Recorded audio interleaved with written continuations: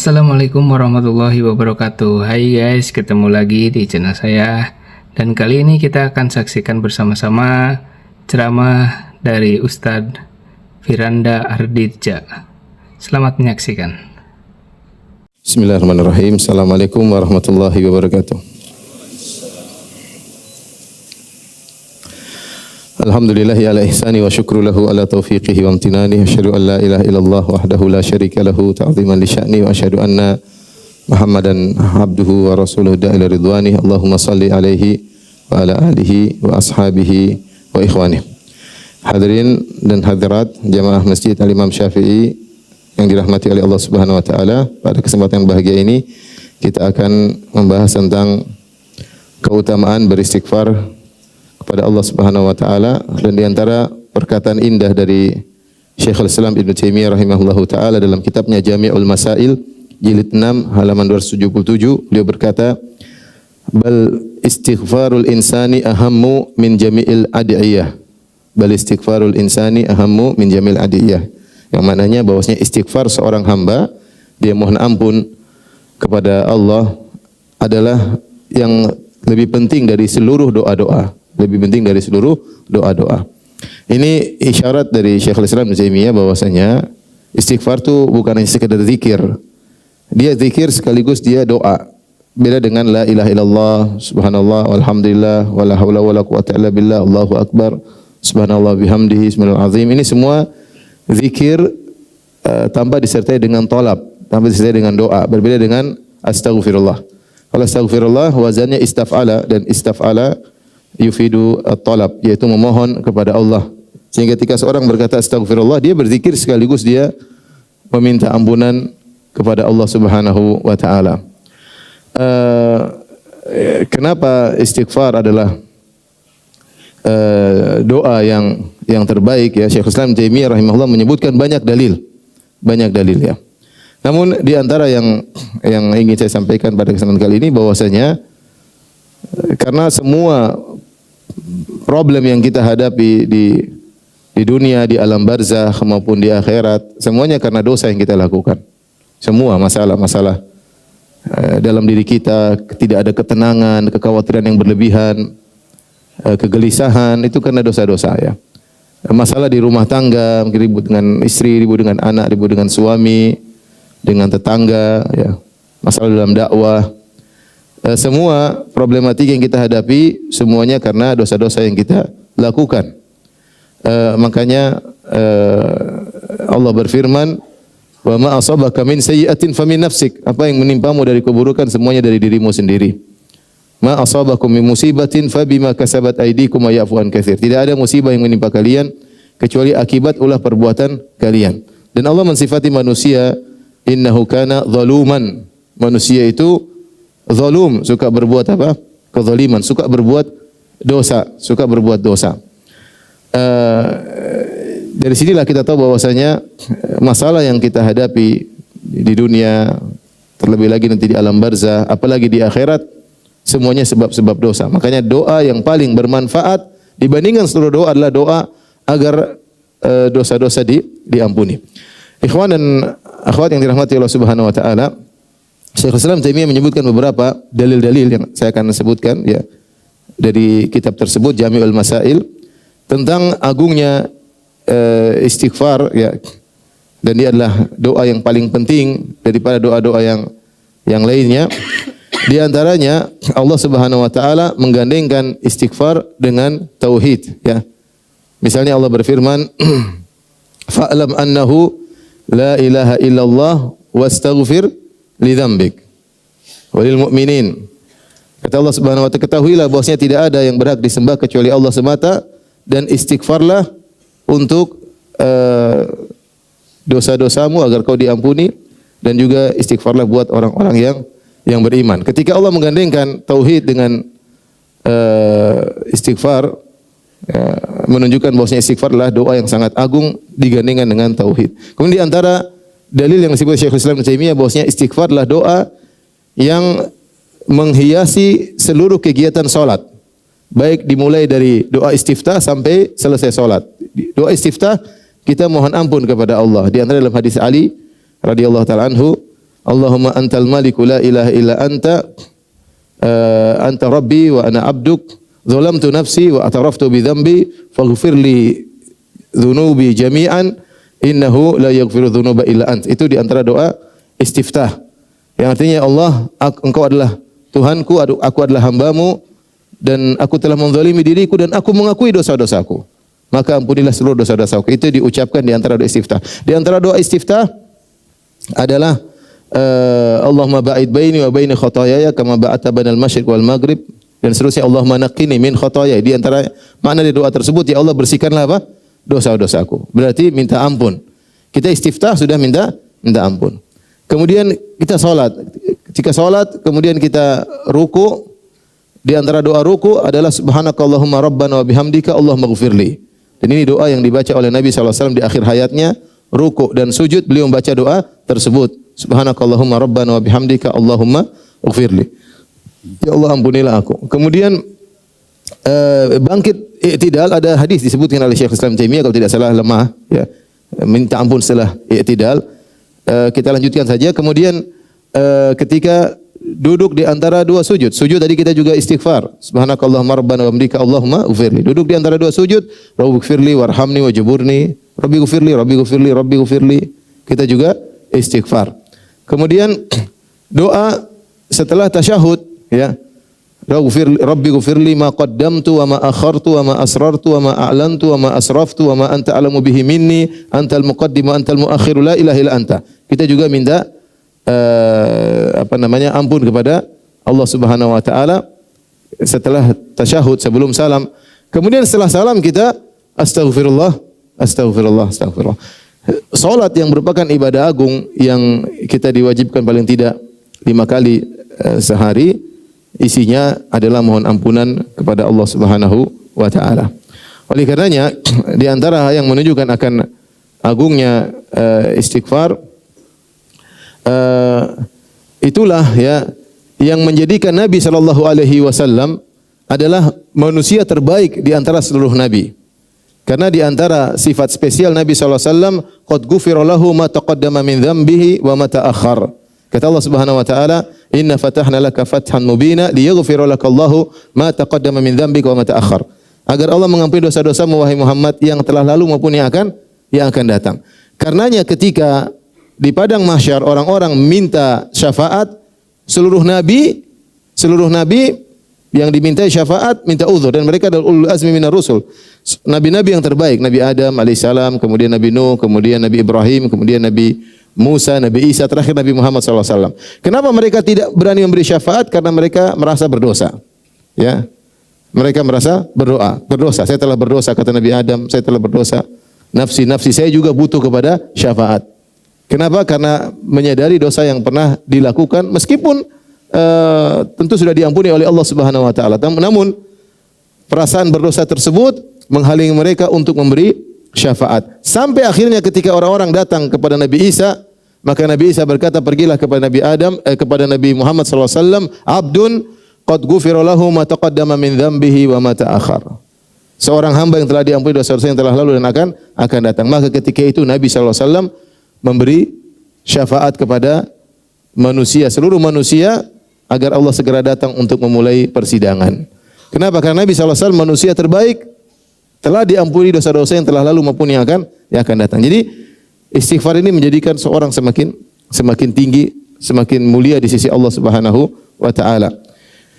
Kemudian karenanya doa-doa yang paling diharapkan oleh para anbiya, orang-orang saleh adalah agar diampuni oleh Allah Subhanahu wa taala. Aisyah radhiyallahu taala anha pernah berkata kepada Nabi sallallahu alaihi wasallam, "Ya Rasulullah, in alimtu anna al-laila lailatul qadar, madza aqula fiha?" Wahai Rasulullah, kalau aku tahu suatu malam Lailatul Qadar, apa doa yang aku ucapkan? Aisyah radhiyallahu anha tentu menghafal banyak doa, dan dia sering mendengar Rasulullah SAW baca doa, dan dia pun bisa ngarang doa sendiri karena dia jago bahasa Arab. Tetapi dia tanya, ini malam spesial ya Rasulullah, kira-kira doa apa yang aku pilih untuk aku bisa ucapkan di malam Lailatul Qadar yang lebih baik daripada 1000 bulan? Kata Nabi SAW, Quli Allahumma innaka afun tuhibbul afwa fa'fu anni. Katakanlah, ya Allah, sungguhnya engkau maha pengampun dan engkau mencintai ampunan, maka ampunilah aku. Di sini Nabi SAW mengajarkan kepada Aisyah untuk minta apa? Minta ampunan. Demikian juga apa yang diucapkan oleh Nabi Ibrahim alaihissalam, walladzi atma'u ayyaghfira li khati'ati yaumaddin. Ketika dia menceritakan tentang nikmat yang Allah berikan kepada dia, dia mengatakan, dialah Allah yang aku berharap, aku tamak pada hari kiamat kelak agar Allah mengampuni dosa-dosaku pada hari kiamat. Karena dia tahu itulah yang paling bermanfaat bagi seorang hamba tatkala hari kiamat, tatkala dosa-dosanya diampuni. Rabbi ghfirli wa liwalidayya wa liman dakhala baitiya mu'minan wa lil mu'minina wal mu'minat wa la tazidiz zalimina illa tabaran. Doanya siapa Nabi? Nabi Nuh.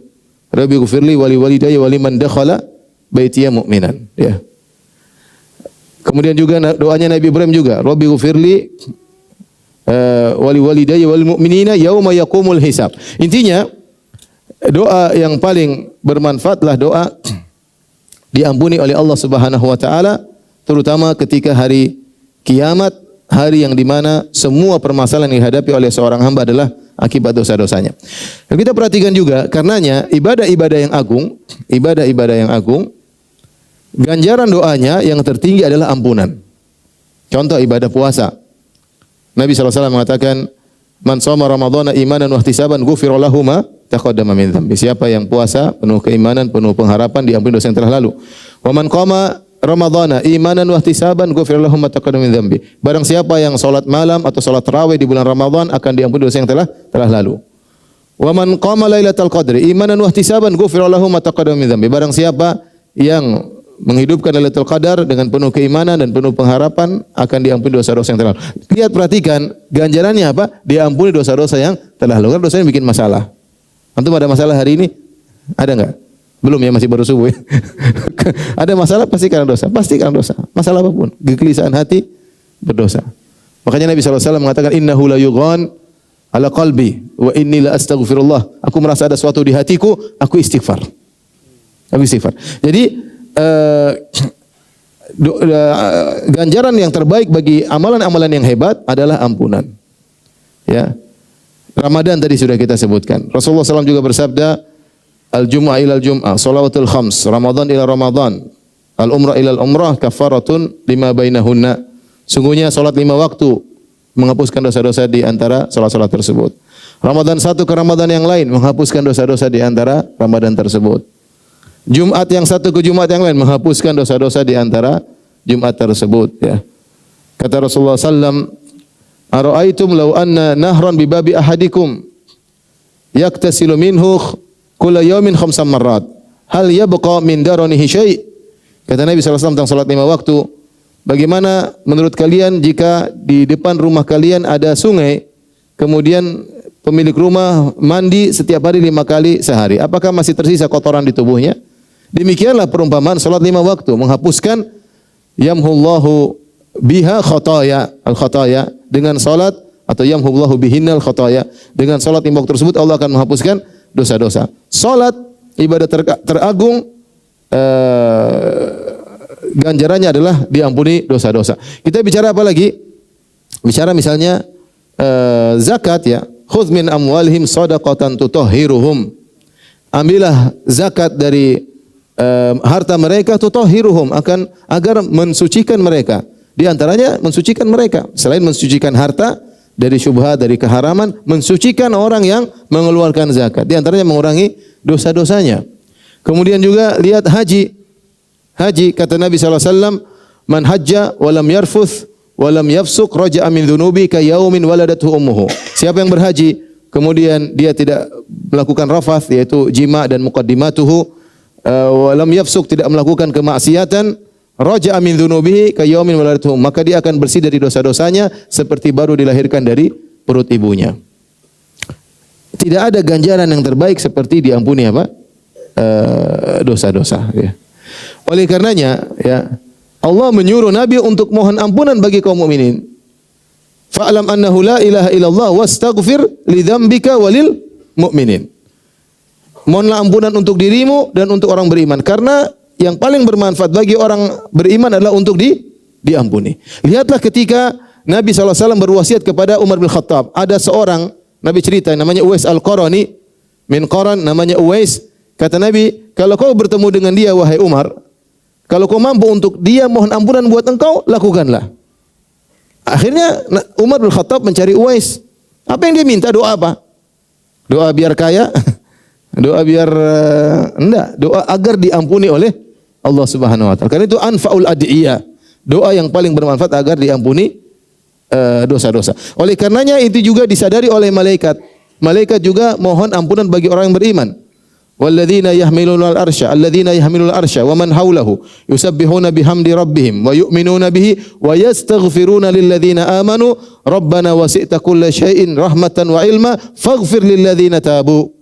Malaikat yang mengangkat arsy Allah dan juga yang ada di sekitarnya, mereka beriman kepada Allah, bertasbih kepada Allah, wa yastaghfiruna lilladzina amanu, dan mereka beristighfar bagi orang-orang yang beriman, dan mereka berdoa, ya Rabbana wasi'ta kulla syai'in rahmatan wa ilma faghfir lilladzina tabu. Ya Allah, ampunilah orang-orang yang bertobat. Bahkan itu disadari juga oleh hewan-hewan yang mendoakan orang beriman.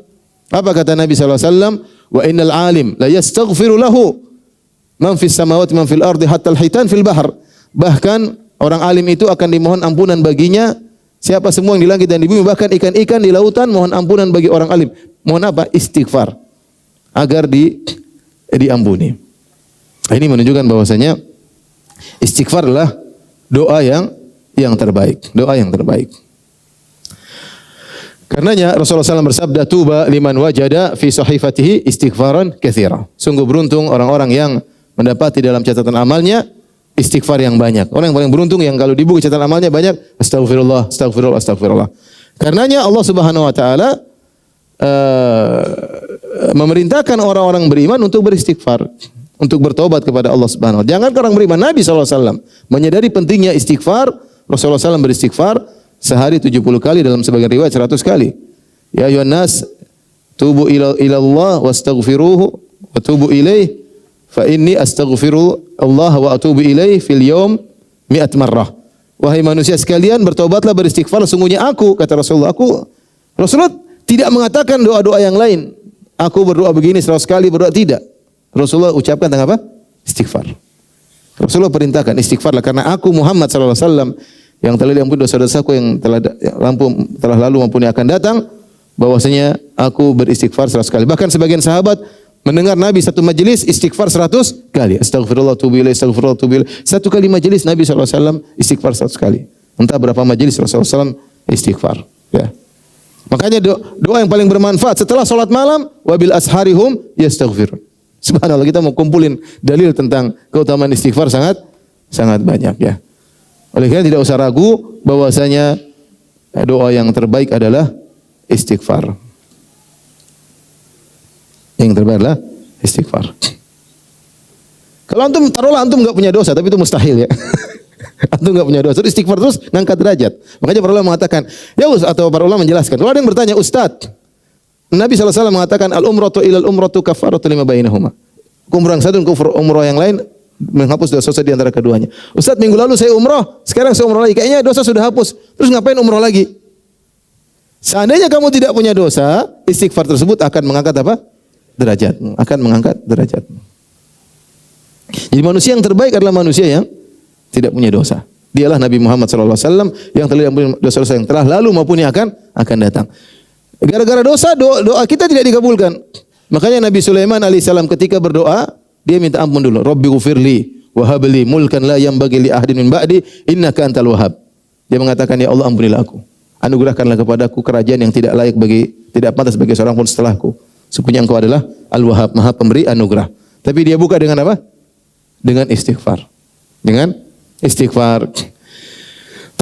Ini sebagian dalil, tentu banyak dalil yang juga disebut oleh Syekhul Islam Ibnu Taimiyah rahimahullahu taala tentang keutamaan istighfar. Maka di penghujung kajian ini, ya, sudah jam 9 belum? Jam 9 kurang 3 jam. Yang penting bukan kajian, yang penting prakteknya, kan? Prakteknya. Kalau kebanyakan susah dipraktekkan, sedikit-sedikit aja. Baik. Di penghujung kajian ini saya sebutkan kenapa kita harus sering bertobat. Bertobat adalah wazifatul umur. Beristighfar wazifatul umur. Seorang harus sering istighfar fi bidayati ila nihayati. Sejak kita awal kita istighfar sampai kita wafat kita terus beristighfar. Ini berlaku bukan cuma bagi kita, bahkan berlaku bagi para anbiya, orang-orang soleh ya. Mereka senantiasa beristighfar. Mereka senantiasa beristighfar. Di antara tiga hal yang menuntut kita untuk sering beristighfar, tadi Allah sudah sebutkan. Pertama, manusia itu zalim, senantiasa berbuat kesalahan, berbuat zalim. Tiga hal. Pertama, kita selalu bermaksiat. Yang kedua, kita kurang pandai bersyukur. Yang ketiga, kita ibadahnya enggak beres. Ini tiga hal. Tiga hal yang buat sebenarnya kembali kepada dua. Ibnu Taimiyah mengumpulkan kepada dua karena beliau mengatakan seorang hamba senantiasa yataqallabu baina dzambin wa ni'mah. Kembali kepada dua, yaitu kita senantiasa berdosa, yang kedua kita tidak pandai bersyukur atas nikmat Allah, yang ketiga ini cabang dari yang kedua, kita tidak pandai dalam beribadah, selalu ibadah kita enggak beres. Yang pertama jelas, kenapa kita harus banyak istighfar? Karena dosa kita banyak. Dosa kita banyak. Karenanya Allah Subhanahu wa taala perintahkan kepada kaum mukminin. Kata Allah Subhanahu wa taala dalam surat An-Nur ya, di awal ayat Allah mengatakan kulil mu'minina yaghuddu min absarihim wa yahfadhu furujahum dzalika azka lahum innallaha khabirum bima yasnaun kulil mu'minati, dan seterusnya. Wahai katakanlah kepada orang beriman, tundukkan pandangan mereka dan jagalah kemaluan mereka. Ini lebih baik bagi mereka. Allah tahu apa yang mereka kerjakan. Katakan juga kepada wanita mukminah untuk tundukkan pandangan mereka dan menjaga kemaluan mereka. Dan seterusnya, ya, kata Allah Subhanahu wa taala di akhir ayat, "Wa tubu ilallahi jami'an ayyuhal mu'minun." Dan bertobatlah kalian seluruhnya, wahai orang-orang beriman. La'allakum tuflihun, agar kalian beruntung. Ayat ini ayat madaniyah. Turun kepada para sahabat setelah mereka berjihad, setelah mereka berhijrah, meninggalkan negeri mereka, meninggalkan harta mereka, meninggalkan kampung yang mereka cintai, dari yang kaya menjadi miskin, kemudian hidup susah di kota Madinah, kemudian mereka berjihad jalan Allah Subhanahu wa taala, dan mereka sudah disifati dengan orang beriman.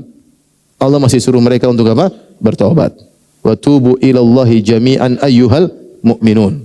Allah tidak mengatakan ayyuhan nas, wahai manusia, wahai orang-orang beriman. Sehingga kalau seorang berkata, saya ngapain sering istighfar? Sahabat disuruh bertobat oleh Allah Subhanahu wa taala. Bagaimana lagi dengan kita yang jelas-jelas suka melakukan maksiat. Bahkan dalam ayat ini Allah menyuruh bertobat dari pandangan yang haram, dari pandangan yang haram. Dan siapa di antara kita yang tidak melihat yang haram? Setiap hari kita lihat yang haram. Bahkan Nabi SAW mengatakan, kataba li bini Adam hadzahu minaz zina, ya, mudrikun lahu la mahalah. Allah mencatat setiap anak Adam pasti berzina, tidak mungkin dia terhindar. Yaitu sarana-sarana zina pasti dia melakukannya. Ya. Al-ainani tasniyan, dua mata berzina, wa zinahuma nazar, dan zinanya adalah memandang. Siapa tidak melihat aurat wanita yang terbuka? Nonton berita aja pembawa acaranya pasti cantik ya. Pasti terbuka rambutnya. Kalaupun dia pakai jilbab, jilbabnya seksi ya. Iya. Apalagi nonton yang lain, nonton berita aja seperti itu. Ya. Jadi tidak mungkin kita enggak lihat. Jalan di Jakarta pasti ngelihat yang tidak-tidak ya. Kecuali jalan sambil tutup mata ya. Artinya itu saya tidak bisa. Belum lagi wal udhunani tasniyan wa zinahumal istima'. Dua telinga berzina, nonton lagi makan lagi dengar musik lagi, musik-musik yang mengantarkan kepada perzinahan. Ya. Dan musik-musik adalah bariduz zina, mengantarkan kepada zina ya. Tanya kepada para musik-musik yang sudah taubat, bagaimana temannya musik di antaranya apa? Zina ya. Kenapa? Karena saya sudah pernah sampaikan bahwasanya syahwat dibuat manja dengan musik tersebut. Manja, ketika dia manja dengan musik, dia mudah manja pada yang lainnya.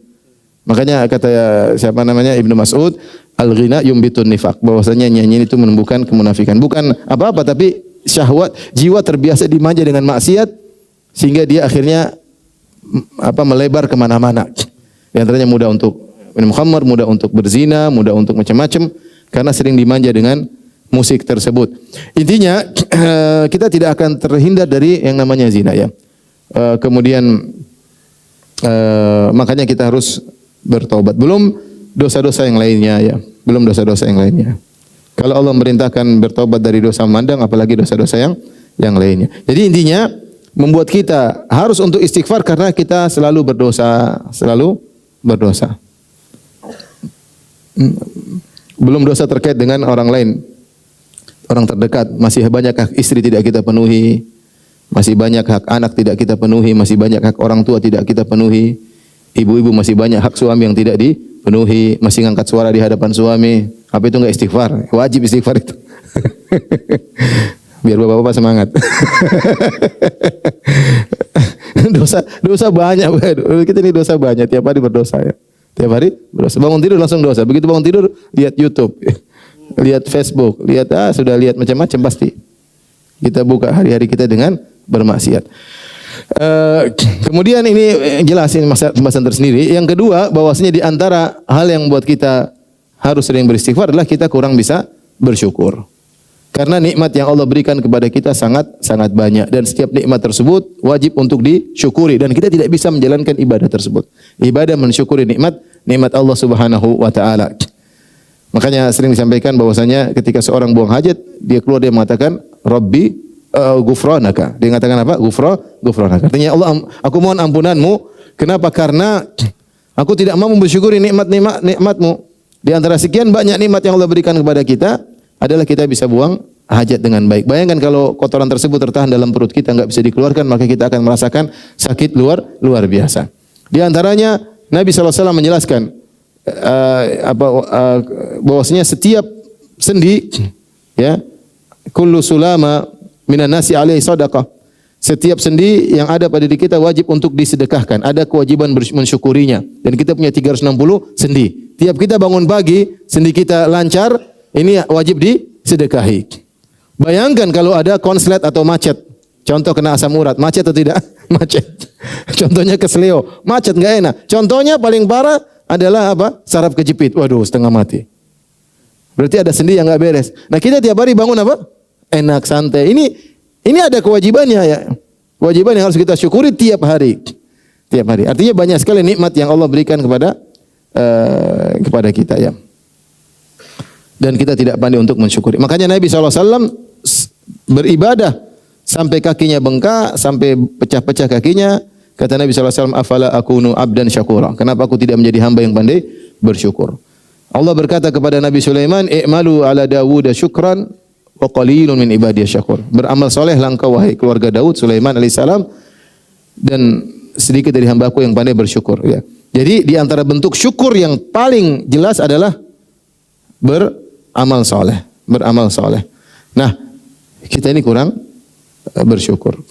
Allah mengatakan wa atakum min kulli ma sa'altumu wa in ta'uddu ni'matallahi la tuhsuha innal insana ladzalumun kafar. Dan Allah memberikan kepada kalian seluruh nikmat yang kalian minta. Kalau kalian menghitung-hitung nikmat yang Allah berikan kepada kalian, la tuhsuha, kalian tidak bisa menghitung-hitungnya.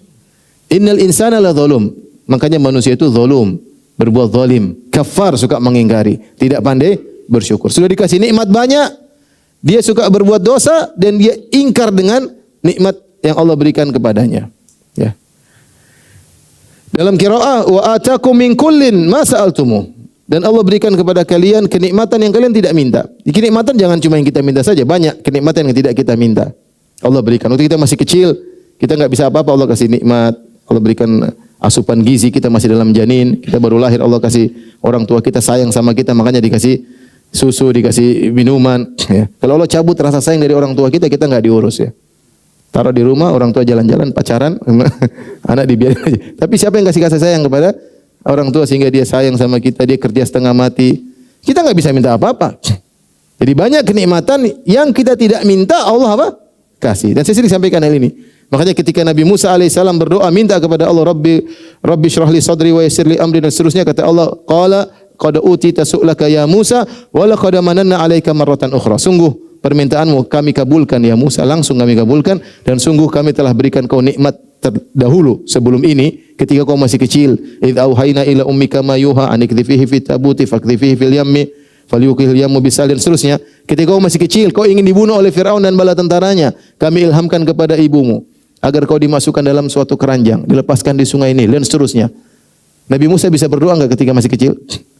Tapi Allah tahu kebutuhannya agar dia selamat. Allah telah berikan kepada nikmat kepada Nabi Musa sebelum dia pandai untuk meminta. Jadi maksud saya, ini sebagai isyarat saja bahwasanya banyak nikmat Yang Allah berikan kepada kita yang tidak kita minta, bahkan lebih banyak daripada yang kita minta. Kita minta tidak banyak, yang Allah kasih tanpa kita minta lebih banyak. Dan itu semua wajib untuk disyukuri. Wajib untuk disyukuri. Dan di sini kita sadar bahwasanya kita tidak mampu untuk bersyukur. Tetapi seorang senantiasa istighfar, mohon ampunan, meskipun dia pandai, dia sadar dia tidak pandai untuk bersyukur sebagaimana mestinya. Dan Allah Maha Pengampun. Makanya dalam surat yang lain, surat An-Nahl, kata Allah Subhanahu wa taala, "Wa ataakum min kulli ma sa'altumuh wa in ta'uddu ni'matallahi la tuhsuha innallaha laghafurur rahim." Dalam ayat yang lain kata Allah, dan Allah memberikan kepada kalian apa yang kalian minta. Kalau kalian hitung nikmat Allah, kalian tidak bisa menghitungnya, tapi Allah Maha Pengampun dan Maha Penyayang. Artinya yang penting antum berusaha beramal soleh, meskipun amal soleh antum tidak bisa menjadikan syukur ke atas nikmat Allah, tapi Allah Maha Pengampun. Yang penting kita berusaha. Yang ketiga yang membuat kita hendaknya istighfar, karena ibadah yang kita lakukan enggak beres. Makanya Nabi SAW mensyariatkan setiap ibadah yang besar untuk beristighfar. Contoh salat. Ketika habis salat apa yang kita baca? Astagfirullah. Kenapa? Karena salat kita tidak sesuai dengan yang seharusnya. Tidak sesuai dengan keagungan Allah Subhanahu wa taala. Nabi saja beristighfar, apalagi kita. Nabi mengatakan, "La uhsi sana'an 'alaik, anta kama asnaita 'ala nafsik." Aku tidak mampu memujimu Allah sebagaimana yang seharusnya. Yang bisa muji dirimu sendiri hanyalah Engkau ya Allah. Karena Allah terlalu agung. Nabi ibadahnya, khusyuknya luar biasa. Yang Nabi SAW menyatakan, "Ju'ilat qurratu aini fis salat." Sungguhnya dijadikan kesejukan hatiku dalam salat. Kesenanganku pada salat. Nabi yang berkata kepada Bilal, "Ya Bilal, arhina bis salat." Wahai Bilal, istirahatkanlah Nabi dengan salat. Nabi SAW kalau salat nyaman. Ya. Sampai salat berjam-jam, sampai kaki beliau bengkak, ya. Itu pun masih beristighfar habis apa? Salat. Apalagi kita, sebagian kita yang menjadikan salat adalah beban kehidupan. Bukan kenyamanan, beban apa? Kehidupan. Bagaimana kita tidak istighfar? Nabi yang salat dengan begitu semangat masih istighfar, apalagi kita. Jadi di antara hal yang menjadikan kita dituntut untuk beristighfar karena ibadah kita kurang beres. Lihatlah haji. Haji ketika di padang Arafah, Allah banggakan para jemaah haji di depan malaikat karena Allah mengampuni mereka. Kata Allah Subhanahu wa taala kepada para malaikat, "Unzuru ya malaikati ila ibadi ja'uni syu'than gobran ushidukum bi anni qad ghafartu lahum." Wahai para malaikat, lihatlah kepada hamba-hambaku yang datang di padang Arafah dalam kondisi penuh dengan debu, rambut mereka semerawut. Ketahuilah aku telah mengampuni dosa-dosa mereka. Jadi para jemaah haji keluar dari Arafah diampuni oleh Allah Subhanahu wa taala. Tapi setelah keluar dari Arafah, Allah suruh beristighfar. Kata Allah, "Tsumma afidhu min haitsu afadhan nas wastaghfirullah." Kemudian bertolaklah kalian meninggalkan Arafah sebagaimana orang meninggalkan Arafah, wastaghfirullah, suruh istighfar. Habis hajian masih disuruh apa? Istighfar. Ya. Kenapa? Karena seorang ibadah penuh dengan kekurangan. Apalagi sebagian orang setelah ibadah timbul ujub, ya. Lihatlah orang-orang yang setelah salat malam, wabil ashari hum yastaghfirun. Para ahli tafsir mengatakan mereka beristighfar setelah salat malam. Setelah siang mereka puasa bersedekah, malamnya mereka salat malam, penghujung ibadah mereka apa? Beristighfar. Astagfirullah. Artinya mereka bilang, "Ya Allah, masih banyak kesalahan kami dalam menjalankan ibadah kepadamu." Ya. Setelah wudu juga kita disunahkan untuk bertobat.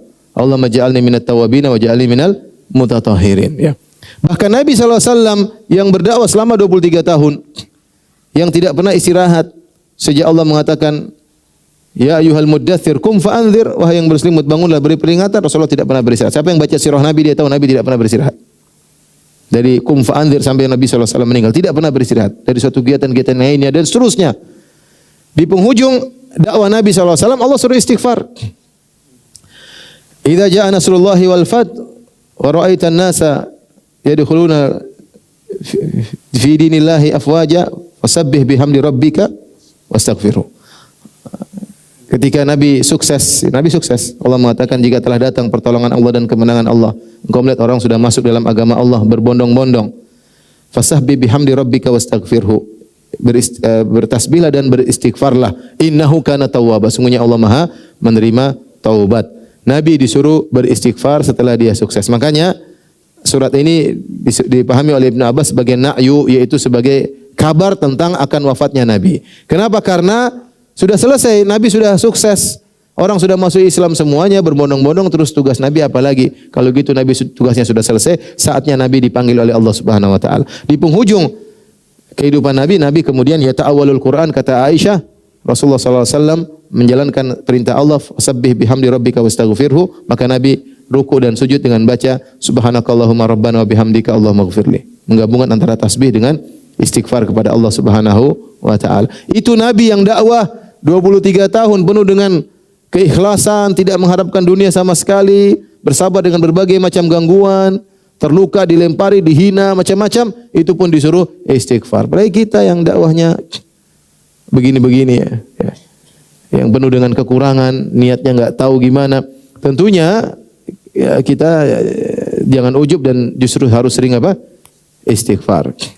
Ini semua adalah contoh-contoh bahwasanya di antara hal yang mengharuskan kita untuk banyak istighfar karena kita sadar ibadah yang kita lakukan tidak sempurna.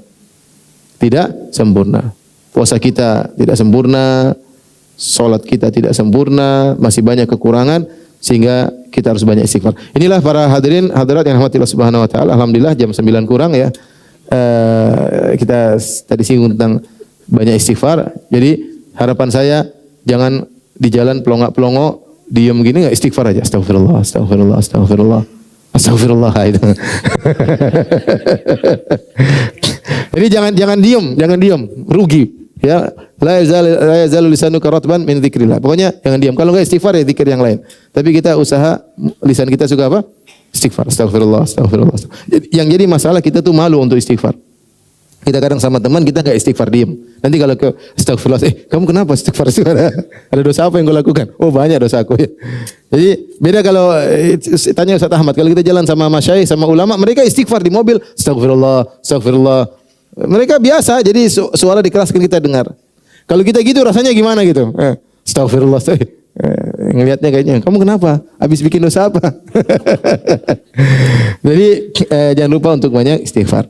Tapi demikian saja yang bisa saya sampaikan. Demikian wabillahi taufiq wal hidayah. Assalamualaikum warahmatullahi wabarakatuh. Terima kasih yang sudah menyaksikan video ini. Wassalamualaikum warahmatullahi wabarakatuh.